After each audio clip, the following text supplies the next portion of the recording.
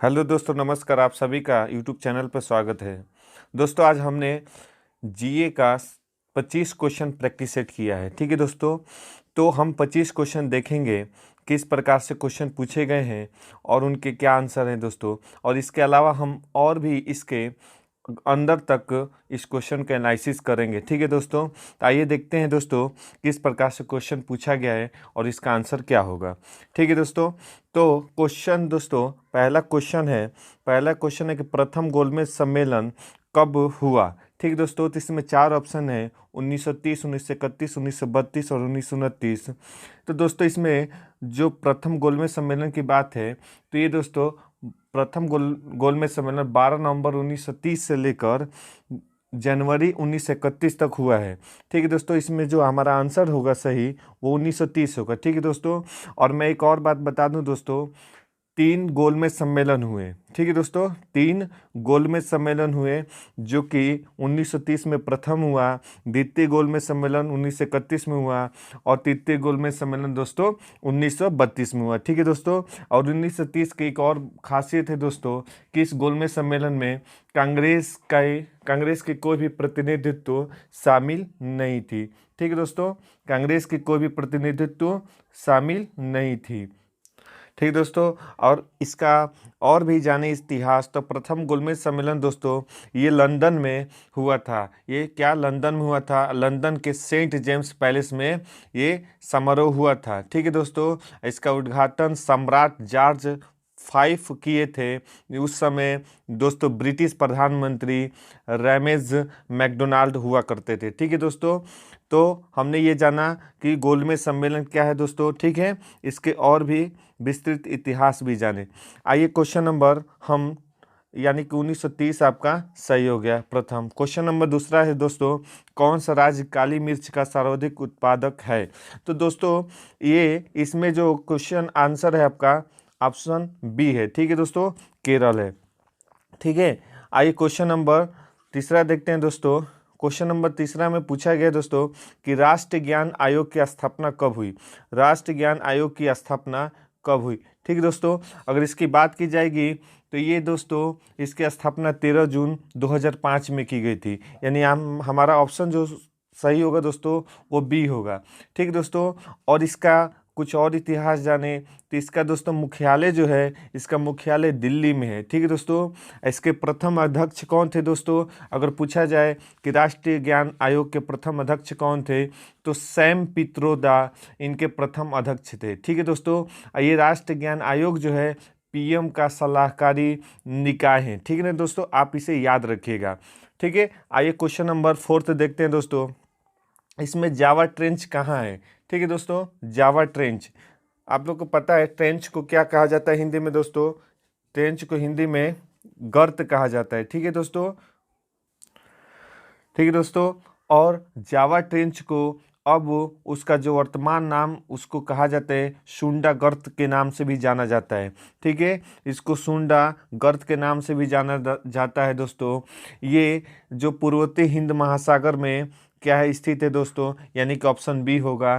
ठीक है दोस्तों, इसकी लंबाई की बात की जाएगी दोस्तों तो 3,200 किलोमीटर है दोस्तों। ठीक है, और इसकी गहराई की बात की जाएगी दोस्तों तो 7,724 मीटर है। ठीक है, गहराई 7,724 मीटर है। ठीक है ना, आप नोट कर लीजिएगा। ठीक है, आइए क्वेश्चन नंबर 5 देखते हैं दोस्तों। स्वतंत्र पार्टी की स्थापना किसके द्वारा हुई थी। ऑप्शन 4 है दोस्तों जीके गोखले। ठीक है दोस्तों, ऑप्शन 4 है जीके गोखले और सी राजगोपालाचारी। ठीक है दोस्तों, बीडी सावरकर, सुभाष चंद्र बोस। तो बात की जाएगी दोस्तों स्वतंत्र पार्टी की स्थापना की, इसमें आप ध्यान दीजिएगा ऑप्शन जो बी है वही सही होगा, क्योंकि दोस्तों सी राजगोपालाचारी ने 1959 में इस पार्टी की स्थापना की थी। ठीक है दोस्तों, 1959 में कब स्थापना की थी? 1959 में। आप इसे नोट कर लीजिएगा। ठीक है दोस्तों, और इसके साथ ही ये भी नोट कीजिएगा दोस्तों इसका उद्देश्य क्या था स्वतंत्र पार्टी का स्थापना करने के लिए।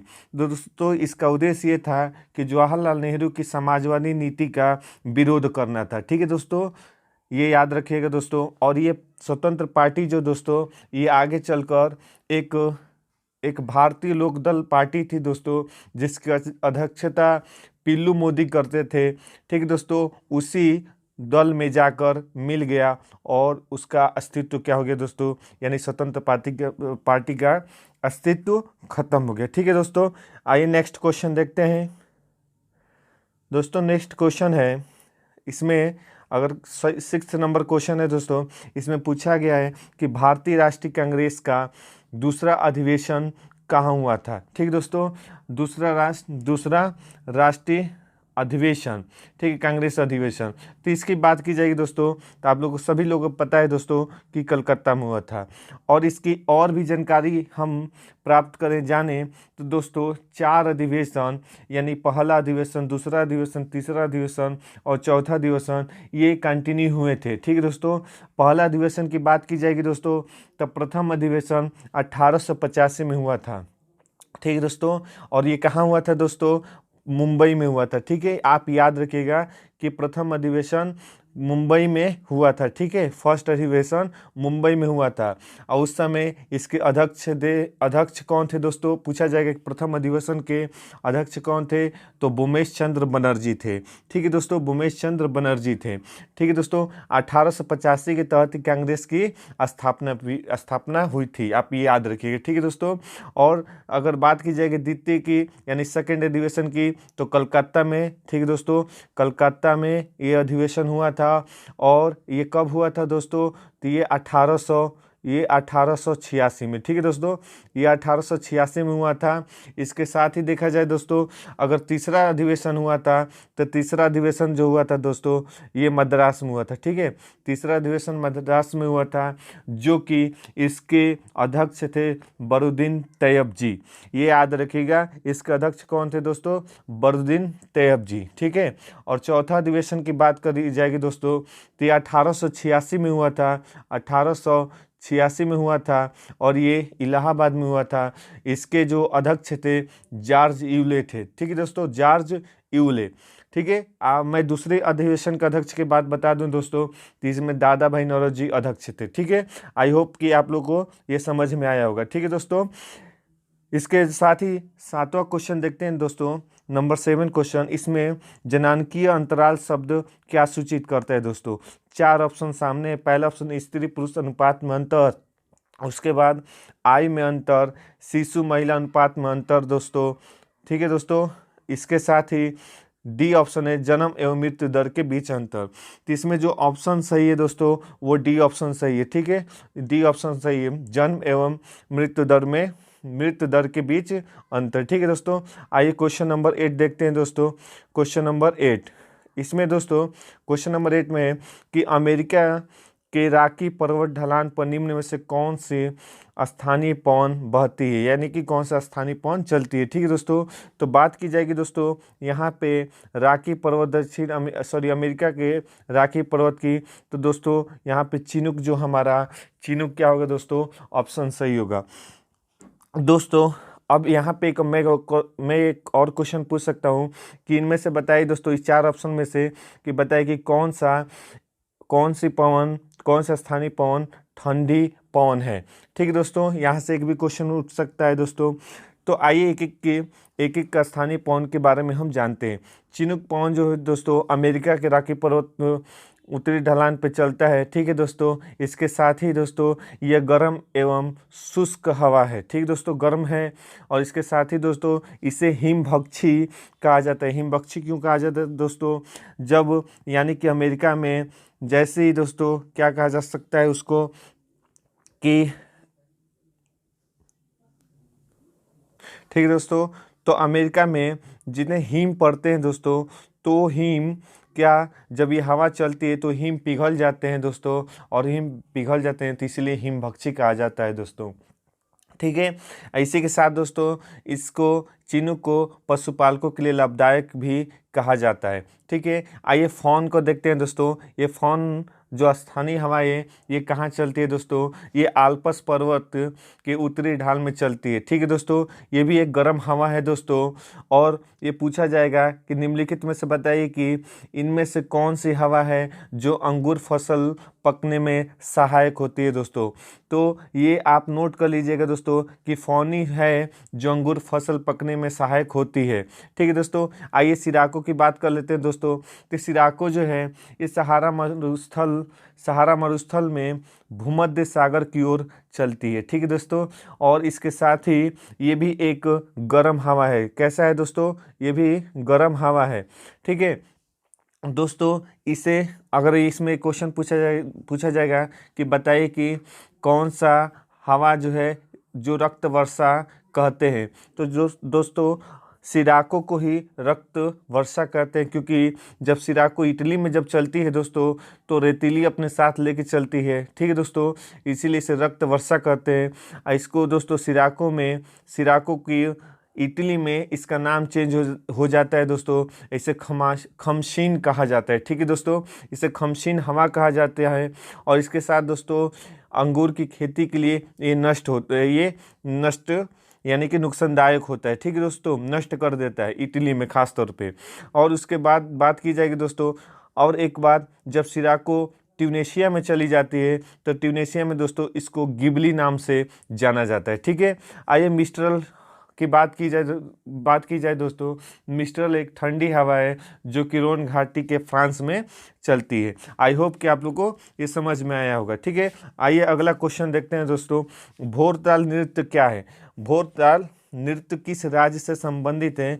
तो भोरताल नृत्य जो है दोस्तों ये असम से संबंधित है। ठीक है दोस्तों, इसमें विशेष अवसरों पे ये दोस्तों ये जो नृत्य है फसल की कटाई बुआई, ठीक है दोस्तों, शादी और धार्मिक उपलक्ष्यों में क्या दोस्तों ये नृत्य किया जाता है। ठीक है दोस्तों, इसके साथ ही बात की जाएगी दोस्तों नेक्स्ट क्वेश्चन की बात की जाएगी दोस्तों। तो यहाँ से हम 10वां क्वेश्चन जो है दोस्तों 10th नंबर क्वेश्चन, डेस्ट होता है दोस्तों सूखा मिश्रण पत्ती और तने का, पंखुड़ी और जड़ों की, या फूल और बीजों बनाने वाले भागों की, या बीज और कलियों की। दोस्तों जो इसमें हमारा आंसर जो होगा बीज और कलियों के सूखा मिश्रण को ही डेस्ट होता है। ठीक है दोस्तों, इसके बाद एक जो 11th नंबर क्वेश्चन है दोस्तों, इसमें निम्न में से कौन सा बारूदी सुरंगों का पता लगाने में उपयोगी होता है? तो आप लोग अक्सर ये क्वेश्चन देखे होंगे, और ये क्वेश्चन बहुत ही महत्वपूर्ण है दोस्तों, कई बार पूछा गया है बहुत सारे एग्जामों में। ठीक है दोस्तों, तो इसका जो आंसर होगा दोस्तों, इसका आंसर होगा मधुमक्खी। ठीक है दोस्तों, आइए क्वेश्चन नंबर 12 देखते हैं दोस्तों। शहद का प्रमुख घटक कौन सा है? शहद का, तो दोस्तों हम लोग को पता है दोस्तों कि ग्लूकोज क्या है दोस्तों, शहद का प्रमुख घटक है। ये कार्बोहाइड्रेट है। ठीक है दोस्तों, इसका केमिकल नेम दोस्तों इसका केमिकल नेम C6। ठीक है दोस्तों, H क्या है 12 और O6 है। ठीक है दोस्तों, ये स्वाद में कैसा होता है दोस्तों, मीठा होता है। इसका जो काम है दोस्तों कोशिकाओं के लिए ऊर्जा का प्रमुख स्रोत है। क्या है दोस्तों, कोशिकाओं के लिए ऊर्जा का प्रमुख स्रोत है। ठीक है दोस्तों, तो हमने शहद यानी ग्लूकोज के बारे में भी थोड़ा बहुत जानने की कोशिश की। ठीक है दोस्तों, आइए नेक्स्ट क्वेश्चन देखते हैं दोस्तों। नेक्स्ट क्वेश्चन है दोस्तों, ये पूछा गया है 30 नंबर क्वेश्चन, एस्ट्रोजन क्या है? तो दोस्तों एस्ट्रोजन क्या है? क्या अस्थि है, या एंजाइम है, या हार्मोन है, या विटामिन है? दोस्तों एस्ट्रोजन एक हार्मोन है। ठीक है दोस्तों, ये कहाँ पाया जाता है दोस्तों, किसमें? तो ये फीमेल में एस्ट्रोजन हार्मोन पाया जाता है। ठीक है दोस्तों, ये एक प्राथमिक फीमेल सेक्स हार्मोन है दोस्तों, ये याद रखिएगा, ये प्राथमिक फीमेल सेक्स हार्मोन है। और दोस्तों इसकी बात की जाएगी एस्ट्रोजन की कमी कैसे होती है दोस्तों, कैसे कमी होती है? जब फीमेल में एनोरेक्सिया यानी ईटिंग डिसऑर्डर, ठीक है दोस्तों, और थायराइड की समस्या होती है, तभी ये दोस्तों ये हार्मोन कमी होती है। ठीक है दोस्तों, ये हमारा ऑप्शन बी सही हो गया। ठीक है, आइए क्वेश्चन नंबर 14 देखते हैं। क्वेश्चन नंबर 14 की बात की जाए दोस्तों, तो शुद्ध जल का पीएच मान कितना होता है? तो आप सभी को पता है दोस्तों, ऑप्शन क्या होगा? सी। ठीक है, 7 होता है। ठीक है दोस्तों, आइए नेक्स्ट क्वेश्चन देखते हैं।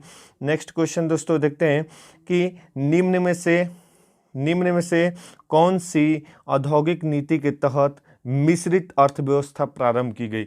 ये बहुत अच्छा क्वेश्चन है दोस्तों, यहाँ से बहुत से प्रकार के क्वेश्चन बन सकते हैं।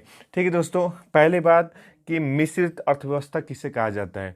ठीक है दोस्तों, मिश्रित अर्थव्यवस्था की बात की जाएगी दोस्तों, ऐसी अर्थव्यवस्था जिसमें सार्वजनिक स्वामित्व तथा निजी स्वामित्व का मिश्रण हो। ठीक है दोस्तों, कैसा मिश्रण हो? सार्वजनिक स्वामित्व हो और निजी स्वामित्व हो। ठीक है, दोनों हो। अब दोस्तों बात की जाएगी कि औद्योगिक नीति की, तो औद्योगिक नीति दोस्तों ये प्रथम औद्योगिक नीति कब लाई गई, ये भी पूछ सकता है दोस्तों क्वेश्चन। तो प्रथम औद्योगिक नीति कौन सा थी? निम्नलिखित में से बताया कि प्रथम औद्योगिक नीति कौन सी थी? तो दोस्तों 6 अप्रैल 1948 को प्रथम औद्योगिक नीति क्या की गई? अपनाई गई या घोषणा की गई। ठीक है दोस्तों, किसने की? तो यहाँ से क्वेश्चन पूछ सकता है दोस्तों कि बताए कि मिश्रित अर्थव्यवस्था के आधार पर प्रथम औद्योगिक नीति की घोषणा किसके द्वारा की गई? तो दोस्तों यहाँ से एक व्यक्ति का नाम आता है दोस्तों। उस समय 1948 में तत्कालीन उद्योग एवं पूर्ति मंत्री डॉक्टर श्यामा प्रसाद मुखर्जी थे। ठीक है दोस्तों, उन्हीं के द्वारा मिश्रित अर्थव्यवस्था के आधार पर क्या किया गया दोस्तों? औद्योगिक नीति 1948 की घोषणा की गई। ठीक है दोस्तों, आई होप कि आप लोगों को समझ में आ रहा होगा। ठीक है दोस्तों, क्योंकि हम लोग मैं फैक्चुअली इस क्वेश्चन के बारे में तो जान ही रहे दोस्तों, इसके अंदर यानी थोड़ा सा इतिहास को भी और जानने की कोशिश कर रहे हैं, क्योंकि इससे थोड़े इधर उधर से भी क्वेश्चन पूछे तो हम क्या कर सके, क्वेश्चन को लगा सके। ठीक है दोस्तों, नेक्स्ट क्वेश्चन की बात की जाएगी दोस्तों। तो 16 नंबर क्वेश्चन में पूछा गया कि निम्न में से कौन सी एक सबसे बड़ी संसदीय समिति है? ठीक है दोस्तों, तो संसदीय समिति लोक लेखा समिति है, प्राक्कलन समिति है, सरकारी उपक्रम समिति, याचिका समिति है। तो सभी दोस्तों जो इसका आंसर है बी है। क्यों दोस्तों? अब देखिए, हम सदस्यों के आधार पर देखेंगे, तो सदस्यों के आधार के पर देखा जाएगा दोस्तों, तो लोक लेखा समिति में 22 सदस्य हैं। ठीक है दोस्तों, किसने? 22 सदस्य हैं। और प्राक्कलन समिति में देखा जाए दोस्तों तो 30 सदस्य हैं। और सरकारी उपक्रम समिति में दोस्तों 16 सदस्य हैं। और याचिका समिति में दोस्तों 15 सदस्य हैं। ठीक है दोस्तों, आइए लोक लेखा समिति के बारे में जान लेते हैं। तो दोस्तों इस आधार पर देखा जाए तो प्राक्कलन समिति के सबसे ज़्यादा सदस्य हैं 30। ठीक है दोस्तों, तो हमारा आंसर क्या होगा दोस्तों? प्राक्कलन समिति। अच्छा दोस्तों, अगर पूछा जाएगा कि प्राक्कलन समिति की गठन कब हुई या किसके द्वारा हुई, तो दोस्तों प्राक्कलन समिति का गठन जो है 1950 में की गई। ठीक है दोस्तों, उस समय तत्कालीन वित्त मंत्री जॉन मथाई थे। ठीक है दोस्तों, उन्हीं के द्वारा ये प्राक्कलन समिति की गठन की गई। ठीक है दोस्तों, अब यहाँ से क्वेश्चन पूछा जा सकता है, बताए कि निम्नलिखित समिति में से राज्यसभा के सदस्य शामिल नहीं होते हैं। निम्नलिखित समिति में से किस समिति में राज्यसभा के सदस्य शामिल नहीं होते? दोस्तों अगर बात की जाएगी तो प्राक्कलन समिति में राज्यसभा के सदस्य क्या दोस्तों? शामिल नहीं होते हैं। ठीक है दोस्तों, ये याद रखिएगा। इसके हमने 3 पॉइंट डिस्कस किए। एक तो 1950 में क्या हुआ दोस्तों? स्थापित हुआ है, और दूसरा वित्त मंत्री जॉन मथाई के द्वारा, इसमें 30 सदस्य हैं। और चौथा जो पॉइंट बात किया गया है दोस्तों, राज्यसभा के सदस्य इसमें शामिल नहीं होते हैं। ठीक है दोस्तों, लोक लेखा समिति की बात की जाएगी दोस्तों, तो इसका गठन भारत सरकार अधिनियम 1919 आप जानते हैं, उसके तहत 1921 में किया गया। ठीक है दोस्तों, इसमें अगर बात की जाएगी दोस्तों, इसमें 22 सदस्य, इसमें कितने? 22 सदस्य होते हैं। और 22 सदस्य जो होते हैं वो 22 सदस्य में से दोस्तों अगर बात की जाएगी तो 15 सदस्य लोकसभा के होते हैं और 7 सदस्य दोस्तों राज्यसभा के होते हैं। ठीक है, अगर इसके कार्य की बात की जाएगी तो कार्य वित्तीय लेन देन संबंधी विषयों की जांच करना होता है। ठीक है, तो आइए देखते हैं दोस्तों नेक्स्ट क्वेश्चन की बात की जाएगी दोस्तों, 17वां क्वेश्चन है, मूल अधिकारों पर आवश्यक प्रतिबंध लगाने का अधिकार किसको है। ठीक है दोस्तों, ये बहुत अच्छा क्वेश्चन है, ये पॉलिटी का क्वेश्चन है दोस्तों। ये भी पॉलिटी का 16 नंबर भी पॉलिटी का क्वेश्चन था। ठीक है दोस्तों, तो राष्ट्रपति को, संसद को, न्यायपालिका को, या इनमें से किसी को नहीं। ठीक है दोस्तों, तो इसका जो आंसर होगा दोस्तों, करेक्ट आंसर संसद को है। ठीक है दोस्तों, संसद को क्या है, मूल अधिकारों पर प्रतिबंध लगाने का अधिकार है। ठीक है दोस्तों, इसके साथ ही आइए नेक्स्ट क्वेश्चन देखते हैं। नेक्स्ट क्वेश्चन की बात करेंगे दोस्तों, क्वेश्चन नंबर 19। दोस्तों यहाँ पे पूछा है, केंद्र में कौन सा एक्ट द्विसदनीय विधायिका लाया है। दोस्तों अगर क्वेश्चन के हिसाब से देखा जाए तो इसमें ऑप्शन उसका नहीं दिया गया है। ठीक है दोस्तों, 1916, 1917, 1919 और 1909। ठीक है दोस्तों, तो यहाँ पे जो हमारा आंसर होगा सही वो 1935 होगा। ठीक है दोस्तों, 1935 कैसे होगा ये देखते हैं। 1935 की बात की जाएगी दोस्तों, तो भारत सरकार अधिनियम 1935 आया था। ठीक है दोस्तों, और इसमें क्या हुआ था कि केंद्र में द्विसदनीय विधायिका लाई गई थी। ठीक है दोस्तों, अगर इसका थोड़ा सा और इतिहास जाना जाए तो द्विसदनीय व्यवस्था की बात की जाएगी दोस्तों, तो 1919 यानी कि भारत परिषद अधिनियम 1919 के तहत ही 1919 के तहत ही द्विसदनीय यानी कि प्रांतीय में दोस्तों द्विसदनीय व्यवस्था अपनाई गई थी। ठीक है दोस्तों, जिसमें कि केंद्र विषय और राज्य विषय होते थे, और प्रांतीय विषय केंद्र विषय और प्रांतीय विषय होते थे। और प्रांतीय विषय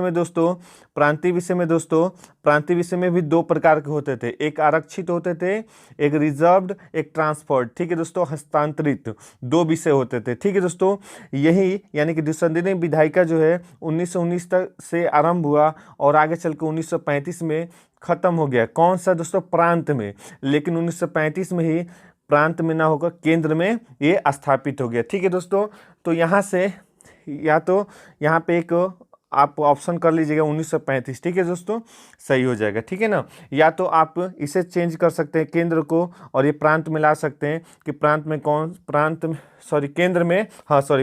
कौन सा एक्ट द्विसदनीय विधायिका लाया, तब हमारा इस तरह आंसर 1919 हो जाएगा। ठीक है दोस्तों, आई होप कि आप लोगों को समझ में आया होगा। ठीक है, इसका ऑप्शन थोड़ा सा मिसमैच हो गया, यहाँ पे या तो 1935 होना चाहिए था। ठीक है ना, आइए क्वेश्चन नंबर 20 देखते हैं दोस्तों। क्वेश्चन नंबर 20 में भारत में संविधान का संरक्षण किसे कहा जाता है, ये बहुत इंपॉर्टेंट क्वेश्चन है। ठीक है दोस्तों, भारत में संविधान का संरक्षण की बात की जाएगी दोस्तों, तो संरक्षण जो करता है दोस्तों, प्रोटेक्शन की बात करता है, वो मान लीजिए ए हो गया, बी, सी और डी।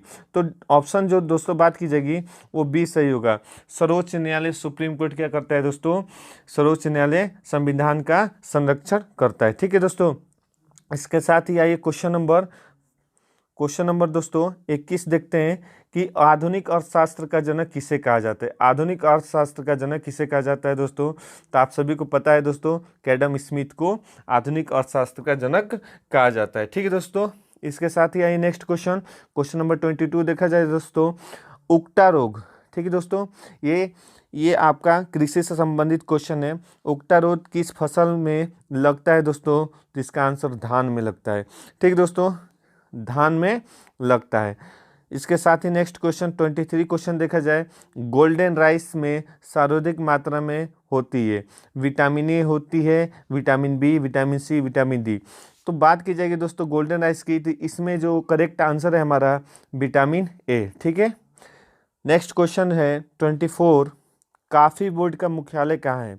तो कॉफ़ी बोर्ड का मुख्यालय दोस्तों बंगलुरु में है। कहाँ है, बंगलुरु में है। ठीक है, लास्ट क्वेश्चन है दोस्तों 25 क्वेश्चन देखते हैं। 25 क्वेश्चन देखते हैं दोस्तों, 25 क्वेश्चन देखते हैं। तो पहला दादा साहेब फाल्के पुरस्कार प्रदान किया गया, तो वो थी देविका रानी रोड्रिक को। ठीक है दोस्तों, देविका रानी रोड्रिक को। आई होप कि हमने 25 क्वेश्चन किए और 25 से बहुत सारे क्वेश्चन और भी इससे क्रिएट किए हैं, इसके इतिहास में और भी डीपली जाने। ठीक है दोस्तों, तो आई होप कि आप लोग को अच्छा लगा होगा। तो ये दोस्तों अगर वीडियो ये पसंद आया होगा तो आप लोग लाइक कीजिए, सब्सक्राइब कीजिए, शेयर कीजिए। ठीक है दोस्तों, इसके तहत ही अगले फिर नेक्स्ट वीडियो में हम मिलेंगे फिर इसी तरह 25 क्वेश्चन लेकर। ठीक है दोस्तों, इसी के साथ धन्यवाद, थैंक यू।